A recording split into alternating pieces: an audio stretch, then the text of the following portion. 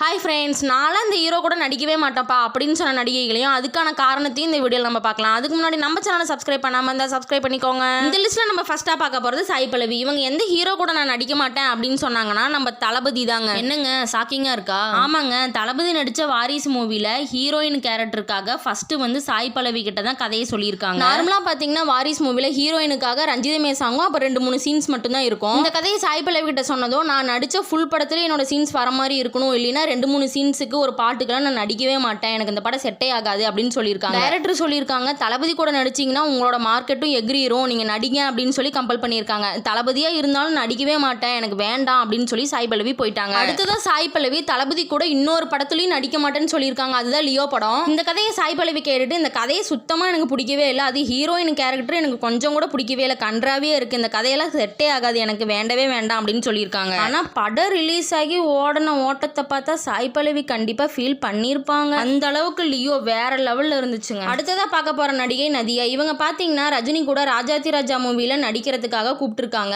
அதுக்கு நதியா சொல்லியிருக்காங்க நான் இவரு கூட எல்லாம் நடிக்கவே மாட்டேன், இவரு ரொம்ப கருப்பா இருக்காரு, உங்களுக்கு வேற ஹீரோவே கிடைக்கலையா, நான் இவரு கூட எல்லாம் நடிக்கவே மாட்டேன் அப்படின்னு சொல்லியிருக்காங்க. அதுக்கப்புறம் டைரக்டர் தான் ஏதோ பேசி நதியா வந்து ஒத்துக்க வச்சுட்டாங்க. அப்பயும் நதியா வந்து ஒரு கண்டிஷன் போட்டிருக்காங்க, என்னை வந்து அவர் தொட்டு நடிக்கிற மாதிரி எந்த சீனும் இருக்கக்கூடாது, ரொமான்ஸ் எல்லாம் நான் பண்ணவே மாட்டேன், டிஸ்டன்ஸ்ல தான் அவர் என் கூட நடிக்கணும் அப்படின்னு சொல்லியிருக்காங்க. இனிமே இந்த படத்தை பார்த்தீங்கன்னா வாட்ச் பண்ணி பாருங்களேன். நதியா கூட ரஜினி வந்து டிஸ்டன்ஸ் மெயின்டைன் பண்ணி தான் நடிச்சிருப்பாரு. அடுத்ததான் நம்ம பார்க்க போறது விஜயகாந்த். இவர் கூட வளர்ந்து வர ஆரம்ப காலத்துல சில நடிகைகள் வந்து இவரை ரிஜெக்ட் பண்ணியிருக்காங்க. அது யாருன்னா ராதா, அம்பிகா, ராதிகா. இவங்கெல்லாம் வந்து விஜயகாந்த் கூட நடிக்க மாட்டேன் அப்படின்னு சொல்லியிருக்காங்க. அப்புறம் விஜயகாந்த் வந்து ஃபேமஸ் ஆனதுக்கு அப்புறம் ரிஜெக்ட் பண்ணாங்களா அந்த 3 நடிகையும் வந்து இவங்க கூட சேர்ந்து படம் பண்ணியிருக்காங்க. அடுத்ததான் நம்ம பார்க்க போறது ஷாருக் கான். இவர் படத்தை யார் ரிஜெக்ட் பண்ணது அப்படின்னா நம்ம நயன்தாரா தாங்க. ஷாருக் கான் நடிச்ச சென்னை எக்ஸ்பிரஸ் மூவில 1 2 3 4 சாங் வரும்ல, அதுல வந்து பிரியாமணிக்கு முன்னாடியே நயன்தாராவை தான் டான்ஸ் ஆட கூப்பிட்டுருக்காங்க. அந்த சமயத்துல தான் நயன்தாராவுக்கும் பிரபுதேவாவுக்கும் பிரேக்கப் ஆச்சு. சரி அதுக்கு என்ன இப்ப அப்படின்னா அதுக்கெல்லாம் ஒன்றும் இல்லை, இந்த 1 2 3 4 சாங்கோட கொரியோகிராஃபர் வந்து நம்ம பிரபுதேவா தாங்க. அதுக்கு நயன்தாரா சொல்லியிருக்காங்க